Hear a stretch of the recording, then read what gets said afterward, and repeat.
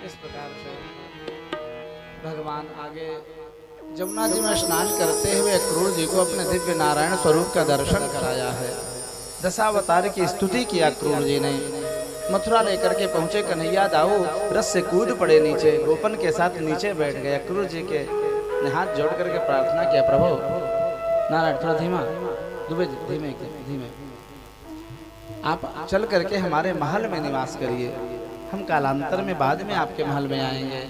मथुरापुरी का दर्शन करने के लिए सब ग्वाल बाल मचल गए। कन्हैया से कहे, कन्हैया बाबा से कहे, बाबा बाबा हम मथुरापुरी को दर्शन करना चाहें, घूमना चाहें। ना लाला, ये अपने ब्रजमंडल नाय वृंदावन आए हैं।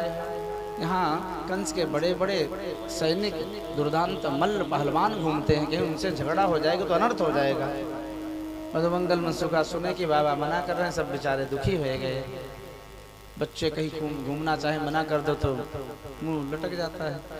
कन्हैया ने देखा हमारे ग्वाल बाल दुखी हो रहे हैं सखाजन, बाबा हम तो मथुरा जाएं देखवे के ताई घूमना चाहें बाबा। ना बाबा मैं तो जाऊंगा। बालहट को स्वीकार किया कन्हैया ने। अब क्या नाम है, नंदराय जी अत्यंत विवल हो रहे हैं, बड़ो शरारती है, चंचल है, कहीं कहूँ से झगड़ जाएगा तो अनर्थ हो जाएगा। कन्हैया बालहट को स्वीकार कर लिए, मानना रहे बाबा की बात। आज लीला पुरुषोत्तम है ये। 4 हट बड़े प्रसिद्ध हैं डॉक्टर साहब जी, योगी हट, राज हट, बाल हट और चौथा बोलो राधे राधे त्रिया हट। अब इस प्रकार से दाऊ जी की तरफ दृष्टि गई। दाऊ तो सयानो है, समझदार है, लेकर गोपन के जा काहू से झगड़ा ना करें, जल्दी से घुमाए टहलाए के लेके आए जा। जब श्याम सुंदर दाऊ जी के साथ गोपन को लेके चले हैं तो मथुरा की सुंदरियां श्याम सुंदर के अद्भुत दिव्य दर्शन के लिए अपने अपनी अट्टालिकाओं पर चढ़ गईं, फूलों की वर्षा कर रही भगवान के ऊपर। इतने स्वागत सत्कार को देख करके सब ग्वाल बाल शरमाए गए। मैले कुचैले वस्त्र पहन के आई कन्हैया, तेने बतायो ना इतना स्वागत होगा। धोबी का उद्धार करके भगवान ने वस्त्र की व्यवस्था की। अत्यंत बड़े बड़े सैनिकों के वस्त्र को देख करके खूब हंसी होने लगी।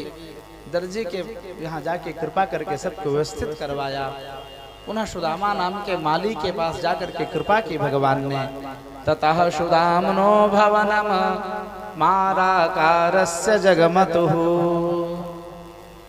इसके अनंतर भगवान सुदामा नाम के माली के द्वार पर गए हैं।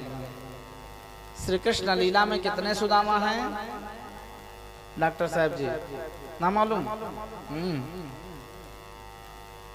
श्री कृष्ण लीला में 3 सुदामा हैं। एक सुदामा नाम का गोप है जो वृंदावन की लीला में अभी भी साथ में चल रहा है। श्री दामा नाम गोपाल, राम केशव यो सखा, वो कन्हैया को दाऊ को सखा है, राधा रानी के सगा भाई है, वृषभानु जी का पुत्र है ये, अभी भी साथ में गोपन के साथ में भगवान के साथ में। तो एक गोप का नाम है सुदामा, एक सुदामा नाम का माली है मथुरा मंडल में जो उसके द्वार पर गए हैं भगवान इस समय। ततः सुदामनो भवनम मालाकारस्य जगमतुः। सुखदेव जी स्पष्ट कह रहे हैं।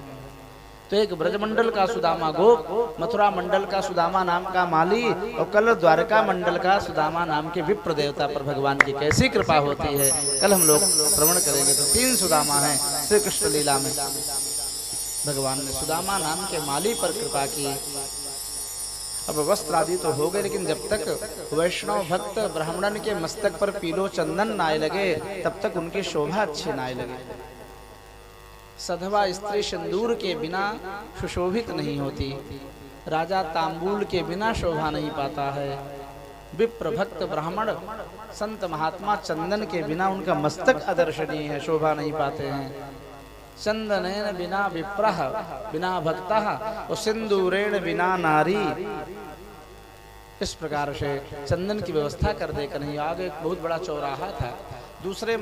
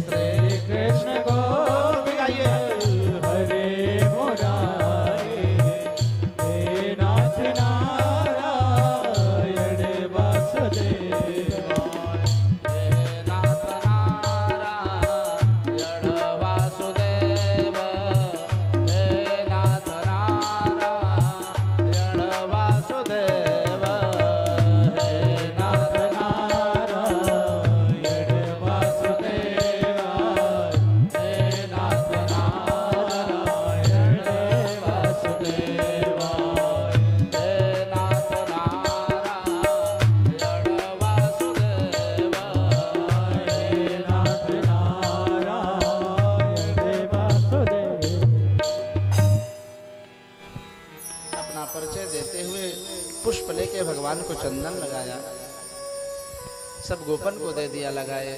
भगवान ने सोचा है कि अब इसको कंस के भय से अभयदान देना चाहिए।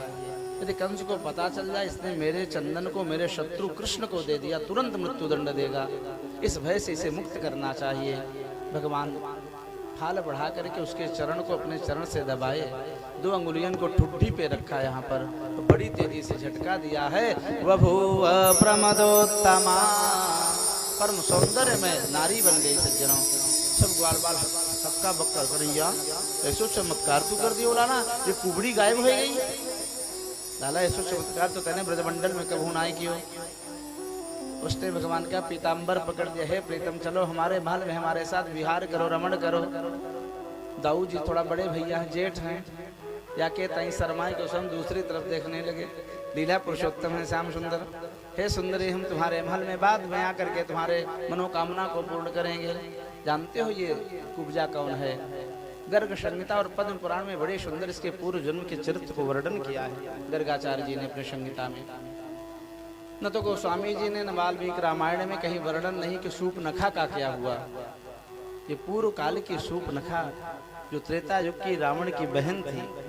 डॉक्टर साहब सूपनखा का मतलब समझते हैं? यहाँ तो कोई नहीं सूपनखा भैया। सूपनखा का मतलब है सूर्प इव, सूर्प माने सूपा और छोड़ने जो काम करता सूपा कहते, सूर्प कहते उसे। सूर्प इव नखा है यस्या सा सूपनखा, जिसके बड़े बड़े नाखून हो सूपा की तरह। जो देवी बड़ा बड़ा नाखून रखे वो सूपनखा की बहिनी ही। बोलो राधे राधे। इसलिए अब आप लोग ज्यादा बड़े नाखून मत रखियो, ये हम नहीं कहते, शास्त्र की व्याख्या बात है सज्जनों। तो सूपनखा का जब राम जी ने लखन जी से कुरूपा बनाया तो रावण के पास गई और इधर उधर भिड़ा करके ये चली गई है पुष्कर तीर्थ में। तीर्थों के गुरु पुष्कर हैं जो राजस्थान में हैं। वहां जाकर के और पर्वत के ऊपर महादेव जी की घनघोर तपस्या किया इसने। जब शिव जी प्रकट हुए इसके तपस्या से प्रसन्न होकर के कहा वरम ब्रूहि वरदान मांगो, क्या चाहती हो सुप्रखे? कहा श्री राम ही मुझे पति के रूप में मिले ऐसी कृपा करो आप, अन्य कुछ मुझे नहीं चाहिए। लंकेश मेरा भाई है, त्रिलोकी विजेता है, हमारे कमी क्या है? भगवान शिव जी सहम गए। ये मैं नहीं दे सकता हूँ, मेरे राम जी मर्यादा पुरुषोत्तम हैं, उन्होंने प्रतिज्ञा कर रखी है एक पत्नी व्रत धरा। राम जी मर्यादा पुरुषोत्तम के कारण एक पत्नी व्रतधारी हैं। ये वरदान मैं दे करके अपने प्रभु को संकट में नहीं डालूंगा, मैं नहीं दूंगा वरदान। फिर मेरी तपस्या का क्या होगा? आपने कहा है वरम ब्रूहि वरदान मांगो, आपकी वाणी का क्या होगा? वचन का मिथ्या हो जाएगा, तपस्या आपकी व्यर्थ जाएगी। शिव जी संकट में फंस गए सूपनखा के याचना के कारण। अब शिव जी ने विचार किया है तो एक अंतिम निर्णय पर पहुंचे हैं। हे सूपनखे, तब तो तुम्हें थोड़े समय तक समय की प्रतीक्षा करनी पड़ेगी। कालम तावत प्रतीक्षत, थोड़ा समय की प्रतीक्षा करो। तुम्हें राम जी पति के रूप में मिलेंगे, स्वीकार करेंगे, लेकिन रामावतार में नहीं। इसके लिए तुम्हें द्वापर युग तक की प्रतीक्षा करनी पड़ेगी। और जब मेरे परमाराध्य नारायण राम जी द्वापर युग में वंशी वन बिहारी बनेंगे ना, कृष्णावतार लेंगे, तो मथुरा मंडल में तुम्हें वे स्वीकार करेंगे, तुम्हारे मनोरथ की इच्छा को पूर्ण करेंगे।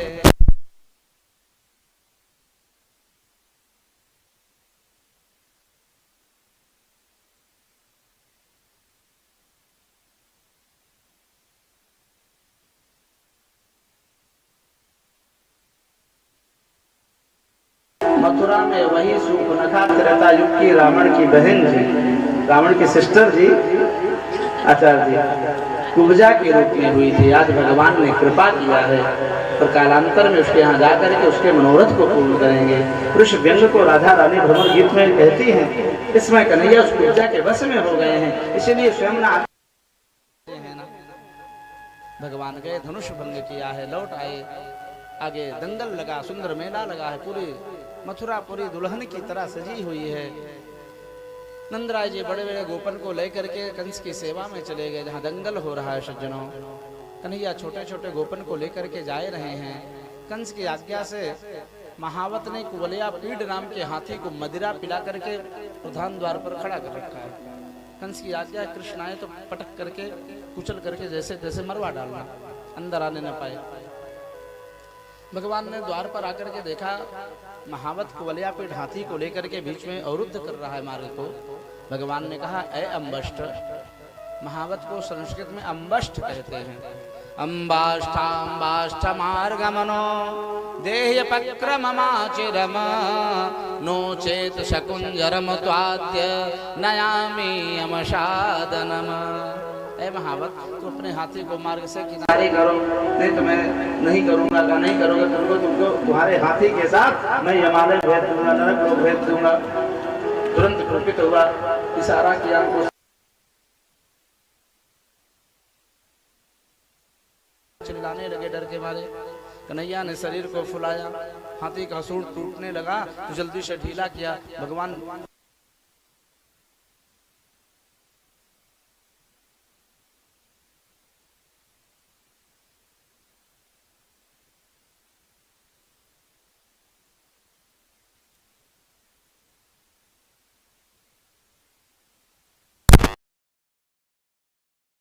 रहा है। हाथी ऐसे सृष्टि ब्रह्मा जी की उसकी कुछ विशेषता है। हाथी का आंख अत्यंत अंदर होता है, वो छोटा होता है, जैसा शरीर वैसी आंख नहीं होती उसकी बड़ी बड़ी। हाथी को अपने आंख के द्वारा कभी अपना शरीर नहीं दिखाई देता। बोलो राधे राधे। पहली ब्रह्मा जी की विचित्रता। और एक और भगवान ब्रह्मा जी ने कृपा कर रखी है कि हाथी के सामने कोई भी व्यक्ति, कोई भी जीव खड़ा होगा तो जितना बड़ा जीव है उसके दुगना दिखाई देगा। ऐसी पुतली धारण कर रखी है, ब्रह्मा जी ने दे रखी है। इसीलिए हाथी अपने साथ जब तक पगला ना जाए तब तक वो जल्दी से वार नहीं करता है।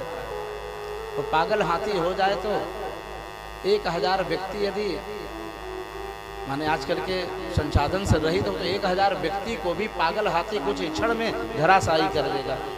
और 1000 हाथी का बल अकेले कुवलया पीठ में है। सहस्र द्वीप सत्व भृत। और ये हाथी कंस का नहीं था सज्जनों, आपको रहस्य की बात बता दूं। कुवलया पीठ हाथी किसका है?